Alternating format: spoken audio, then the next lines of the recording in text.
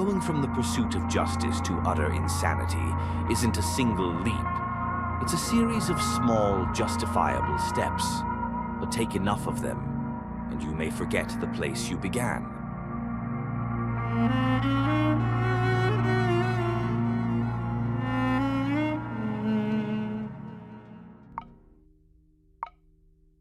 All we ever desired was strength.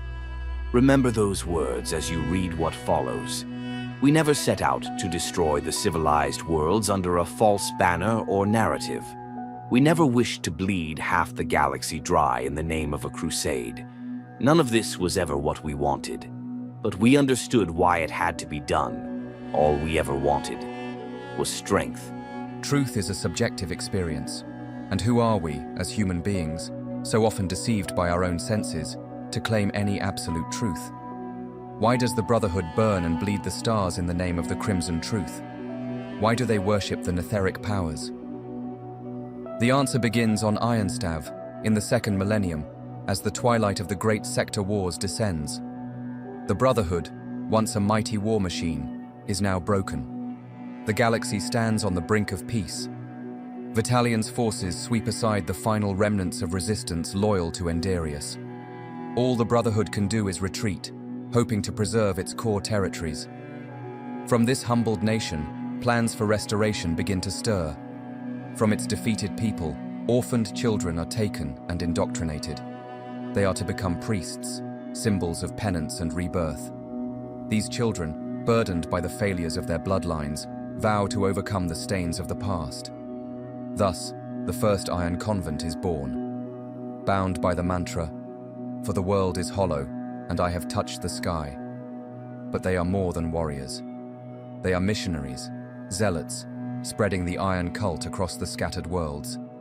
They preach doctrines that elevate them above their forebears, whom they see as primitives. Their belief becomes not only their pride, but their ecstasy. How could they not feel superior? They are enhanced super soldiers, heralds of revelation, carrying the Brotherhood's sacred truths. Their gospel: science is heresy, the supernatural is certainty. But in their self-righteous pursuit of purity, a rot begins to form. A seed of corruption planted deep in the convent's soul. And its name is Anomalous. Once a pit fighter on Ironstav, Anomalous rises through Iron Society like a comet. When he encounters the Iron Convent, his charisma and mysticism take hold. He speaks of visions, angels of death he calls gods, beings from the Netherrealm. And the convent listens. They see his power. They feel the presence of his gods. How could such divine majesty not be real? His teachings evolve into a new philosophy. Might is right. The gods of the Netheric realm wield unmatched power. Their terrible beauty is the face of divinity. Anomalous authors the Red Tome, part scripture, part treatise, a declaration of his communion with the divine. Following him is no longer enough. One must have rage. Rage is the soul of conquest. It empowers even the weak, emboldens the coward, redeems the base. Rage makes suffering noble. And so the convent begins to believe not just in Anomalous, but in themselves as gods. Their doctrine becomes an extension of his will. They no longer theorize divinity, they embody it, they feel it. They are holy not because they serve gods, but because the gods are in them. And thus, the convent transforms into a dark order, warriors of faith, tyrants of belief, blind to their dissent. Deluded, they mistake their strength for virtue. They see conquest as salvation. They believe that to suffer in the name of their gods is righteousness. And they are wrong. How can a people devoted to power be corrupted by the very thing they worship? The answer lies in a terrible truth. The most beautiful and profound emotion we can experience is the sensation of terror. It is the root of all truth, a sign of a deeply emotional conviction in the presence of a superior power, one to which you mean nothing. To stand in defiance of such a thing is pointless. The incomprehensible universe reveals itself not through love, but through dread. The convent's truth is the ecstasy of the mystical. Their wars are not about survival or duty. They are about becoming legends. They believe they are special, and that belief fills them with a rapturous sense of self-importance. But that illusion shatters when Vitalian himself defeats them on Ironstav. Their faith, their identity, their divinity, broken. The hollow inside them is filled with something darker. Worship not of truth, but of supremacy. They believe in the Netheric gods not because it is true, but because it makes them feel above others. Their self-righteousness becomes justification for atrocity. As in the pre-war days, they conquer worlds, build temples, and force conversion. Those unworthy of worship are sacrificed. The gods they serve are reflections of humanity's worst: wrath, war, deceit, rage. And still, the Convent cannot perceive the evil they do. To them, it is doctrine. Their gods speak, they obey. A cult thrives on exclusivity. Only the chosen know its truths. Only the worthy receive its gifts. And in their delusion, the Convent of Iron becomes the purest expression of evil, pain and suffering, inflicted by those who believe they are righteous. Eradication is a survival instinct, one that echoes through the marrow of all humanity. We fear what lurks in the dark. We loathe the outsider. We resist change. We fight not for ideals, but for those we love, because we know what will happen to them if we don't. Why is the Iron Army so consumed by the weaponization of destruction? It begins, like all tragedies, on Ironstav, in the second millennium. The society they once served lies in ruins. The great sector wars have ended.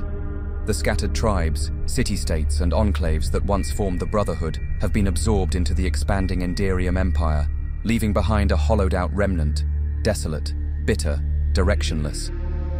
The Iron Army's new recruits were not volunteers. They were taken from the underground prisons and gulags spread across the Brotherhood's remaining territories. Many were veterans of the Chorol Core, a place of perpetual darkness, where law was myth and only the ruthless survived.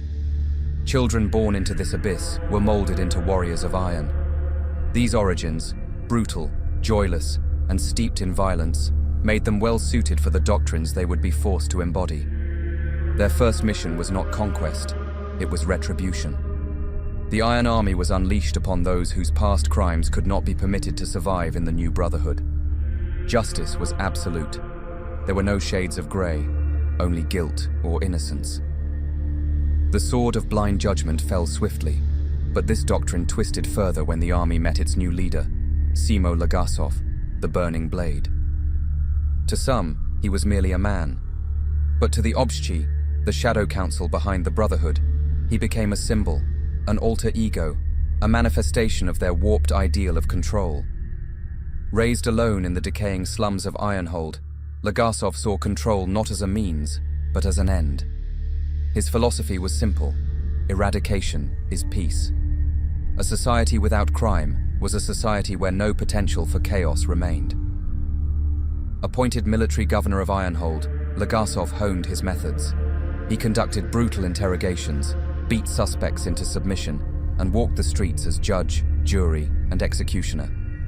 His forces punished all infractions, regardless of motive or circumstance. Theft for food, death. A fight between starving citizens, death. The hope was deterrence, but the gangs endured. Crime persisted.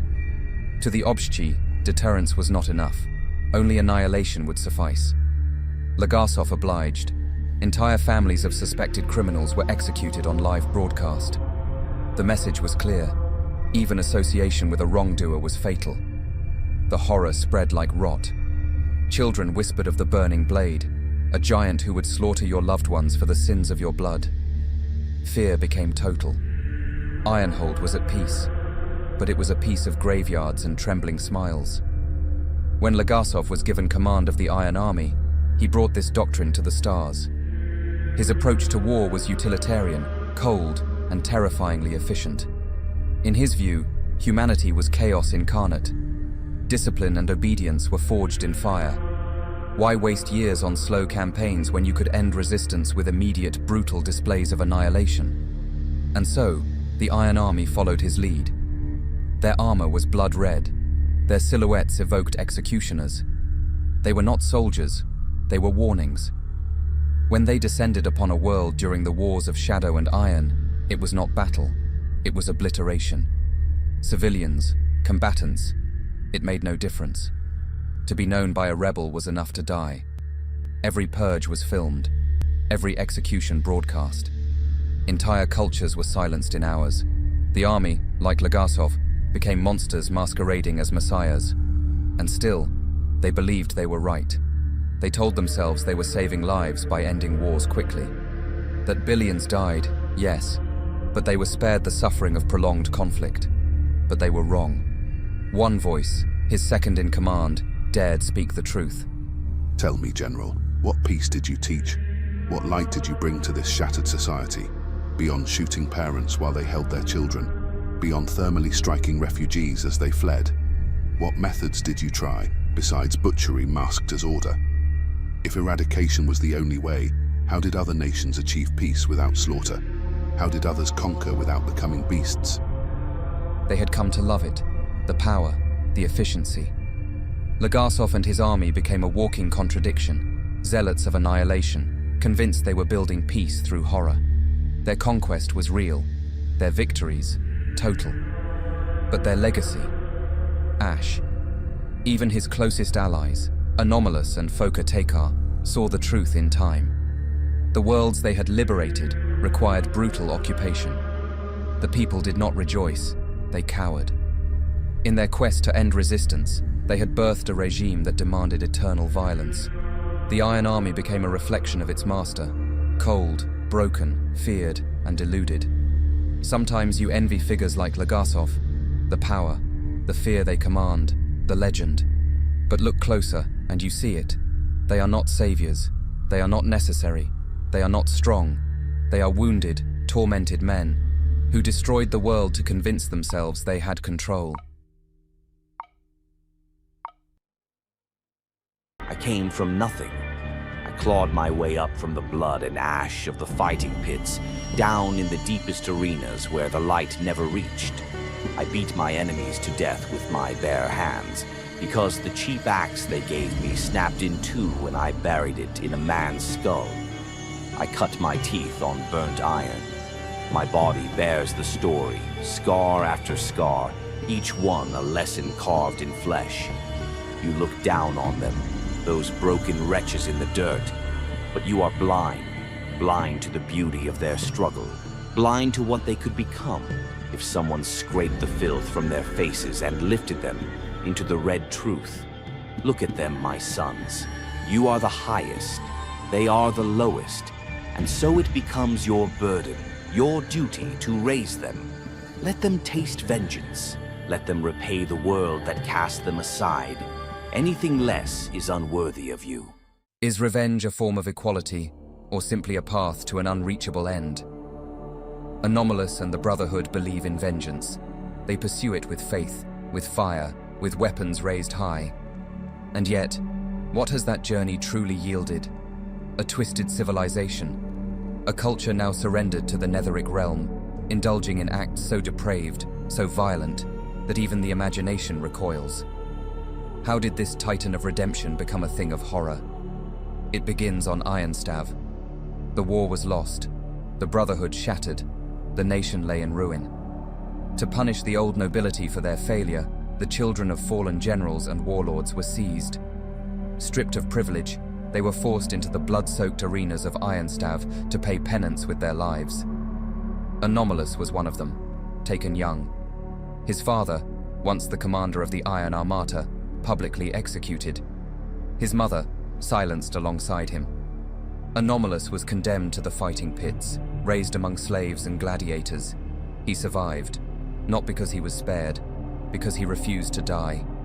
The axe they'd given him broke when he split a man's head clean from his shoulders. So he used his fists, again and again, until his enemies stopped moving. He learned quickly. The weak formed alliances. The fools talked of mercy. They all perished. But the fighters, those with purpose, those with fury, they earned his respect. Above all, he was angry. Angry at his captors, angry at the father who failed him. But his deepest hatred, the one that burned through his veins, was for Endarius. the empire that had destroyed his people, his world, his name. In that hatred, he found the first taste of justice. Was he not the greatest warrior in the arena? Was he not owed something for his survival? Revenge, perhaps, is a form of balance. But when paired with wrath, it becomes a gateway to madness. It was not brute strength that elevated Anomalous from pit slave to ruler. It was his embrace of the Netheric powers.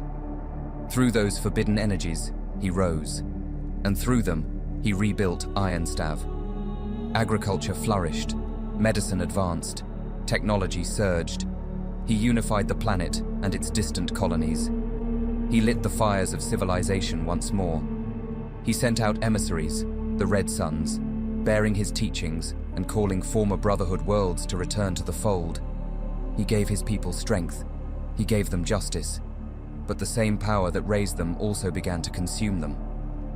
At the height of Ironstav's rebirth, Anomalous encountered the Iron Convent, a sect of zealots devoted to the Netheric gods. To them, Anomalous was more than a man. He was a divine instrument, a gladiator who had become king, prophet, and warlord. He preached a philosophy born in agony, that spite could be alchemy, that the broken could be forged anew by fire, that vindication was not a dream, it was a right, and so it became the Brotherhood's creed. They would right the past. They would become the flame by which injustice was scorched. Anything less was not worthy of iron. The deeper they embraced the Netheric realm, the stronger they grew. Armies swelled, fleets were constructed, war loomed like a coming storm. But vengeance is not taken in one step. Going from the pursuit of justice to utter insanity isn't a single leap. It's a series of small, justifiable steps, but take enough of them, and you may forget the place you began. Anomalous and the Red Suns pushed further. They had risen, but began to look down. And in the later years of the interwar era, their cause began to twist. Empowered by the Netheric gods, they no longer sought justice for its own sake. They sought it for its feeling. Every punishment could be harsher, every victory more intoxicating. Each act of retribution became a spectacle. Each conquest, a fix for a growing numbness. The soldiers no longer felt righteous. They felt addicted, because their justice had no humility, only fire, only fury. They believed, truly believed, that they could undo the crimes of a century past, that they were owed satisfaction, that they could feel that cool, burning sensation, the high of being right, forever. Have you ever felt that moment, that surge of victory, that breathless exhale when you know you've won? Now imagine living your life chasing it. Imagine needing it to feel whole. That is what Anomalous became. That is what the Brotherhood is. Revenge, once justice, has become their religion. And nothing will ever be enough. Anomalous and the Convent's self-confidence grew so absolute, so unyielding, it transcended conviction and became true arrogance. And that was the weakness. A fault line within their hearts, unseen, but ever widening. The Red Gods saw it clearly, and they exploited it. When Anomalous named the Netheric realm as patron and divine sovereign, the final wall of resistance within him crumbled. 2 centuries of slow, justified steps, one by one, each logical, each necessary, each darker than the last. Now, Anomalous took his last. The shackles of reason shattered, conscience drowned beneath revelation. He and the Brotherhood no longer fought for justice, they fought for catharsis. Every act of annihilation became a reward for personal trauma. Every atrocity was framed as a righteous balancing of the scales. And Anomalous, once a man, was no longer entirely so. His body twisted to reflect his new ideal, a robed, pale figure, his face carved into a mask of fury, Netheric energy crackling across the hems of his robes like living flame. No longer in command of himself, but a vessel, a puppet dancing on red strings pulled by gods of hunger and hate. His philosophy, the one forged in the crucible of pain, was now perverted. Where once he spoke of justice, he now preached submission to divine wrath. Every act of vengeance became an art, every horror a prayer, every desecration a sacrament perfected. The fall of Anomalous and the Brotherhood was not born from their pursuit of justice. It was born from the belief that they had nearly achieved it. They forgot the warning carved in the bones of ancient philosophers.